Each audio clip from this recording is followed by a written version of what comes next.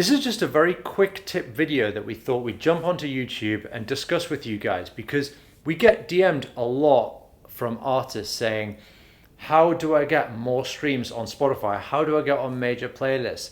And then we look and they've got like anywhere between 5,000 to 15,000 followers.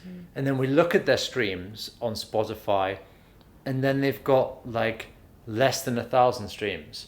So what's happening there? Why is that happening to you guys? And we thought we'd just quickly go through all of the mistakes that artists are making. Well, first of all, I think you should always look at it as, if your following is engaged on Instagram, you should be seeing in the first week at least 10% move over. At least. Because if someone's following an artist, it's usually because they like the music and they like you as an artist. So your product, the music they already like, so putting it out, they should move across quickly. If they're not, something is wrong. I think there's either a few things.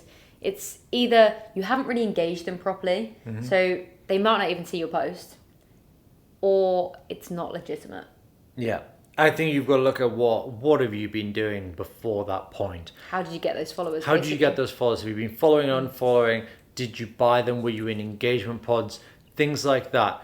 So when you are starting your Instagram account or just generally your artist career, it's so important to keep it organic and understand where you're at and try to think about how many fans you would have before social media existed, before Spotify existed, because nothing's changed in terms of how many fans are out there for music, or how much more music is released, but how many fans are actually out there to become fans of your music has not changed. The populations are the same. So when you've only got 200 followers, that's okay.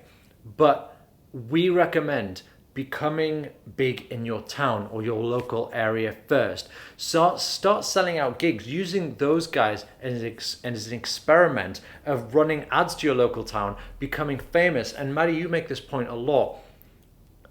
When artists become huge, think about how often they refer back to their local town, whether it's Oasis with Manchester, Sam Fender with Newcastle, or Eminem with Detroit. They all refer back to where they came from because that's what made them. And you've got to think like that. That is what works. And where that comes from is word of mouth. Word of mouth is the strongest form of marketing. And truthfully, I don't know the psychology behind it, but I learned it at university. It was the first thing I learned in the marketing course was word of mouth. And it's true. It's not changed over the years. It's just the way word of mouth happens has changed. Yeah. So in the past, it would be like maybe someone would see a billboard, would check that person out, and then they might tell their friend. Or maybe they would buy tickets to a show for an evening because there wasn't many shows at the time. Whereas now, you're bombarded with shows, you're bombarded with content. If they see something they like, they might share it on social media. They might tag their friend. Those sort of things are still word of mouth, but in a completely different way. Yeah. And people love supporting the artist of a local artist. We've run a lot of ads recently, whether it's on Facebook, Instagram, or YouTube, based on the location and mentioning the location. Yeah. It's amazing how, is patriotic the word?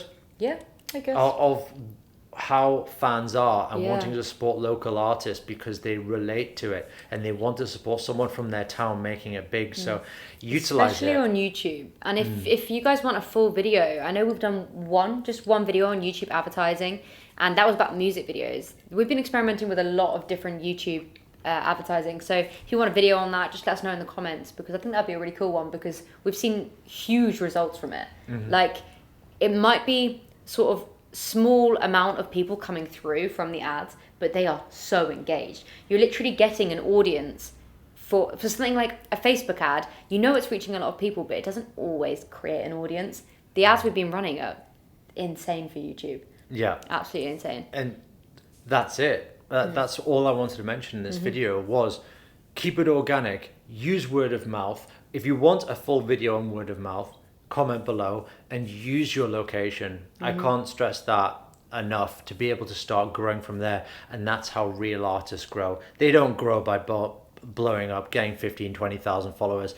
They blow up by being big in their town, reaches out a bit more, bit more, and then after a few months, maybe even years, that word of mouth is so strong, it's gone across the full country and people are talking about you. And that's why that's the fundamentals of what we talk about. The social media content, whether you are on Spotify playlists, things like that, it's kind of irrelevant. It's the social media content and just generally being in your location, playing shows in your location. It's the strongest thing you can do if you want any kind of strategy from us. True that. So, just a quick video.